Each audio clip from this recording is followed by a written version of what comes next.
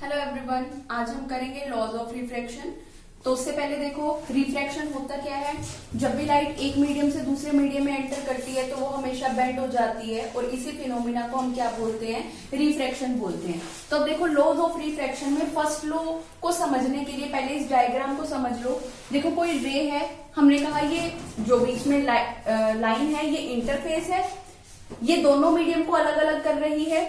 ऊपर कौन सा मीडियम है, रेयर मीडियम, नीचे कौन सा मीडियम है, डेंसर मीडियम। रेयर मीडियम का मैंने एग्जांपल ले लिया एयर, और नीचे मैंने बोला ग्लास। तो अब देखो, कोई लाइट रे आई और इस इंटरफेस पे आके स्ट्राइक की, या फिर कह लो सरफेस पे आके स्ट्राइक करी। जैसे ही लाइट रे आके जहां पर स्ट्राइक करेगी वहीं पर हम क्या करते हैं, नॉर्मल ड्रॉ करते हैं। यहां पे मैंने ड्रॉ कर लिया क्या, नॉर्मल, और इसको मैंने नाम दे दिया ON। ठीक है।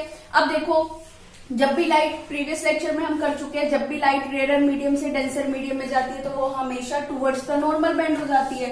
तो इस लाइट रे को जाना चाहिए था ऐसे सीधा, बट ये ऐसे जाने की बजाय क्या हो जाएगी, बेंड हो जाएगी। और ये किसकी वजह से होता है, due to speed of light की वजह से। क्योंकि एयर में स्पीड ऑफ लाइट क्या होती है, ज्यादा, और ग्लास में स्पीड ऑफ लाइट क्या होती है, कम। जैसे एयर में कितनी होती है, 3 × 10⁸ मीटर पर सेकेंड, लेकिन ग्लास में कितनी होती है, 2 × 10⁸ मीटर पर सेकेंड। और इसी स्पीड ऑफ लाइट के चेंज होने की वजह से ये लाइट रे क्या हो जाती है, बेंड हो जाती है। तो अब देखो, ये जो हमारे पास रिफ्रैक्टेड रे है इसको हम नाम दे देते हैं OB। तो अब देखो, फर्स्ट लॉ क्या होता है रिफ्रैक्शन का।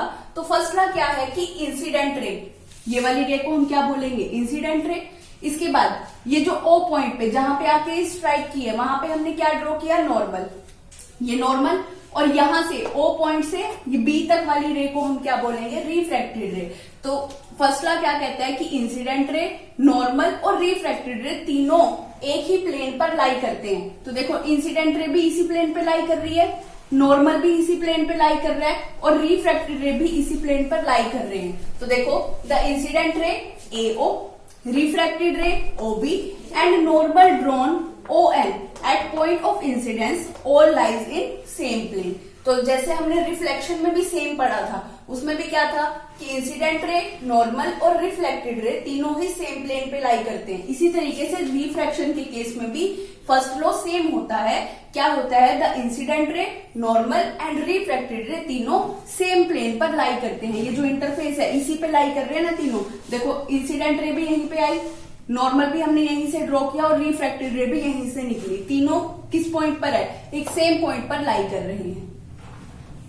देखो, सेकंड लॉ क्या है। अब हमें पता है ये कौन सी रे है, इंसिडेंट रे, और ये क्या है, ON, नॉर्मल। और इंसिडेंट रे और नॉर्मल के बीच का एंगल क्या होता है, एंगल ऑफ इंसिडेंस, और उसको रिप्रेजेंट किससे किया जाता है, I से। तो इट मीन्स OA और ON के बीच जो एंगल बनेगा वो क्या होगा, एंगल ऑफ इंसिडेंस, और उसको रिप्रेजेंट किससे करेंगे, I से रिप्रेजेंट किया जाएगा। तो ये जो एंगल है इसको हम किससे रिप्रेजेंट कर रहे हैं, I से। और ये कौन सा एंगल है, एंगल ऑफ इंसिडेंस। इसी तरीके से ये नॉर्मल, ON नॉर्मल है, और OB क्या है, रिफ्रैक्टेड रे, और हमें पता है नॉर्मल और रिफ्रैक्टेड रे के बीच का एंगल क्या होता है, एंगल ऑफ रिफ्रैक्शन। और इसको हम किससे डिनोट करते हैं, स्मॉल r से डिनोट करते हैं। ठीक है।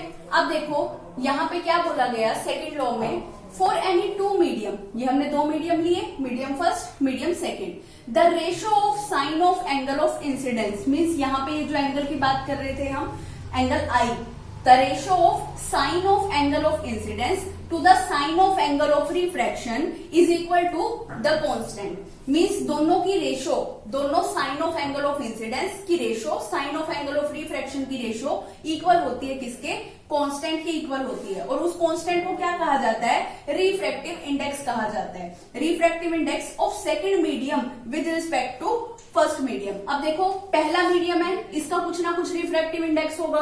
रिफ्रैक्टिव इंडेक्स को हम N से डिनोट करते हैं।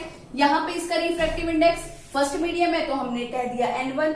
ये जो सेकंड मीडियम है इसका रिफ्रैक्टिव इंडेक्स हमने कह दिया कितना, N2। तो अब उसने क्या बोला कि sine of angle of incidence ratio sine of angle of refraction equal होगी किसके, कांस्टेंट के इक्वल होगी। और उस कांस्टेंट को हम क्या बोलेंगे, रिफ्रैक्टिव इंडेक्स बोलेंगे of second medium with respect to first medium. अब यहाँ पे देखो, हमने रेशो लेनी है किसकी, sine of angle of incidence and refraction की। तो देखो, sine of angle of I कि ratio sine of angle of R किसके इक्वल है, कांस्टेंट के इक्वल है, मींस रिफ्रैक्टिव इंडेक्स के इक्वल है। रिफ्रैक्टिव इंडेक्स को हमने लिखा किससे, एन से, और किसके रिस्पेक्ट में है, सेकंड की विद रिस्पेक्ट टू फर्स्ट। तो देखो इसको कैसे लिखा जाएगा, जिस मीडियम से रे आ रही है उसको आप लिखोगे ऊपर। देखो फर्स्ट मीडियम से रे आई थी तो आपने लिखा 1, रिफ्रैक्टिव इंडेक्स को डिनोट करोगे किससे, एन से, और रे कौन से मीडियम में जा रही थी, सेकंड मीडियम में जा रही थी, इसलिए सेकंड को लिखा किसमें, बेस में।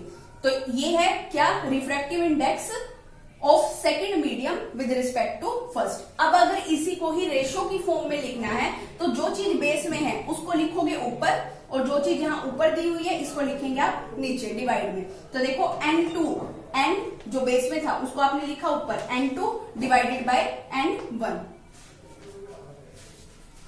अब देखो जो सेकंड लॉ ऑफ रिफ्लेक्शन है उसको हम स्नेल्स लॉ भी बोलते हैं। एक बार मैं आपको रिपीट कर देती हूँ, क्या होता है second law, ratio of sine of angle of incidence to sine of angle of refraction is equal to refractive index of second medium with respect to first medium is called second law of refraction. अब देखो यहाँ पे लिखा कैसे जाएगा, जिस medium से light रे आ रही है उसको लिखेंगे ऊपर रिफ्रैक्टिव इंडेक्स, और जिसमें लाइट रे जा रही है मीन्स जहां पे जाके बेंड हो रही है उसको लिखेंगे नीचे। अगर रेशो की फॉर्म में लिखे तो इसको बोलेंगे, जो बेस में है उसको लिखेंगे ऊपर, और जो ऊपर लिखा हुआ है उसको ले आएंगे डिवाइड में, means n2 divided by n1, और इसको क्या बोला जाएगा, स्नेल्स लॉ भी बोला जाएगा।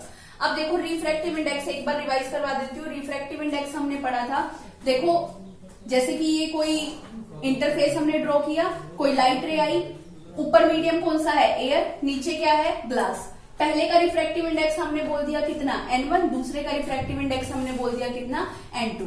अब ये लाइट बेंड क्यों होती है कि जब एक मीडियम से दूसरे मीडियम में जाती है तो लाइट बेंड क्यों होती है, क्योंकि स्पीड की वेरिएशन की वजह से लाइट बेंड हो जाती है।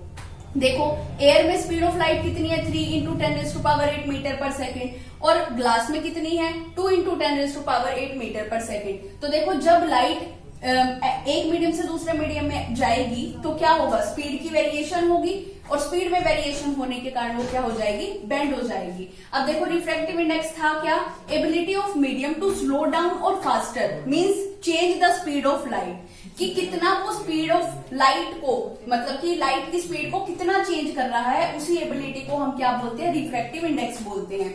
अब रिफ्रैक्टिव इंडेक्स का हमने फॉर्मूला पढ़ा था, क्या था, रिफ्रैक्टिव इंडेक्स का फॉर्मूला था speed of light in vacuum divided by speed of light in medium. अब देखो speed of light in vacuum air, या फिर हम यहाँ पे क्या लेकर चलते हैं, वैक्यूम लेकर चलते हैं। तो देखो वैक्यूम में स्पीड ऑफ लाइट कितनी है, 3 × 10⁸ मीटर पर सेकंड, और इसको हम किससे डिनोट कर रहे हैं, सी से डिनोट कर रहे हैं। तो देखो रिफ्रैक्टिव इंडेक्स को कैसे लिखेंगे, speed of light in vacuum, जिसको मैंने डिनोट किया किससे, सी से। अब देखो speed of light in medium, यहाँ पे मीडियम क्या लेकर चल रहे हैं, ग्लास लेकर चल रहे हैं, तो उसको हमने किससे रिप्रेजेंट किया, बी से। तो फॉर्मूला क्या हो गया रिफ्रैक्टिव इंडेक्स का, speed of light in vacuum divided by speed of light in medium. तो इसको हम डिनोट कर रहे थे सी से, इसलिए मैंने लिखा सी डिवाइडेड बाय बी। अब यहाँ पे किसका रिफ्रैक्टिव इंडेक्स निकाल रहे हैं, सेकंड का रिफ्रैक्टिव इंडेक्स निकाल रहे हैं विद रिस्पेक्ट टू फर्स्ट के। तो इसको लिखेंगे कैसे, ऊपर लिखेंगे जहां से रे आ रही है, फर्स्ट मीडियम से रे आई है तो इसलिए वहां पे लिखा 1। रिफ्रैक्टिव इंडेक्स कौन से मीडियम में जा रही है रे, सेकंड मीडियम में जा रही है, तो इसको कैसे डिनोट किया, मतलब second with respect to first, refractive index of second with respect to first, और फॉर्मूला क्या होगा, सी डिवाइडेड बाय बी। अगर आपको बोला जाए कि अब यहाँ पे लाइट की स्पीड कितनी है वो फाइंड आउट करके बता दो, तो आप क्या करोगे, क्रॉस मल्टीप्लाई कर दोगे, ये क्या हो जाएगा, 1 के डिवाइड में आ जाएगा, और इसको इधर ले आओ। तो देखो v मीडियम मतलब कि speed of light in medium क्या होगा, 1 बाय रिफ्रैक्टिव इंडेक्स इंटू में speed of light in vacuum. तो अब देखो रिफ्रैक्टिव इंडेक्स को किससे डिनोट किया जाता है, एन से डिनोट किया जाता है। तो अब मैं कुछ रिफ्रैक्टिव इंडेक्स बताऊंगी जो आपको लर्न करने हैं। तो देखो एयर, सबसे पहले एयर की बात करती हूँ। एयर का रिफ्रैक्टिव इंडेक्स कितना होता है, तो इसका रिफ्रैक्टिव इंडेक्स कैसे डिनोट किया जाएगा, एन किसको रिप्रेजेंट कर रहा है, रिफ्रैक्टिव इंडेक्स, और किसका बता रहे हैं हम, एयर का, उसको कहां पे लिखोगे, बेस में लिखोगे। तो अब देखो एयर का रिफ्रैक्टिव इंडेक्स कितना होता है, 1। इसी तरीके से अगर मैं बात करूं ग्लास की, ग्लास का रिफ्रैक्टिव इंडेक्स कितना होता है, 1.5। क्योंकि देखो आपको पता है ग्लास में क्या होता है, लाइट ज्यादा बेंड हो जाती है, एयर में इजिली पास आउट हो जाती है, लेकिन ग्लास के अंदर क्या होती है, उसकी स्पीड कम हो जाती है। एयर में उसकी स्पीड कितनी होती है, लाइट की स्पीड 3 × 10⁸ मीटर पर सेकेंड, और ग्लास में स्पीड क्या हो जाती है, कम हो जाती है, कितने 2 × 10⁸ मीटर पर सेकेंड, और बेंडिंग क्या होती है, ज्यादा। तो इसीलिए रिफ्रैक्टिव इंडेक्स किसका ज्यादा होगा, ग्लास का ज्यादा होगा। इसी तरीके से अगर मैं डायमंड की बात करूं तो डायमंड का रिफ्रैक्टिव इंडेक्स कितना है, 2.42। सबसे ज्यादा रिफ्रैक्टिव इंडेक्स अभी तक किसका है, डायमंड का। रिपीट करती हूँ एक बार, देखो एयर में लाइट इजिली क्रॉस कर पाती है, उसका रिफ्रैक्टिव इंडेक्स सबसे कम है, तो हमने बोला रिफ्रैक्टिव इंडेक्स ऑफ एयर कितना है, 1।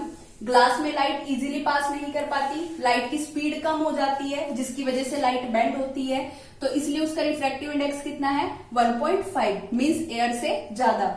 और अगर मैं डायमंड की बात करूं तो डायमंड का रिफ्रैक्टिव इंडेक्स कितना है, 2.42, मींस इन तीनों में से सबसे ज्यादा रिफ्रैक्टिव इंडेक्स कितना है, 2.42, मींस सबसे ज्यादा लाइट बेंड किस में होगी, डायमंड में होगी।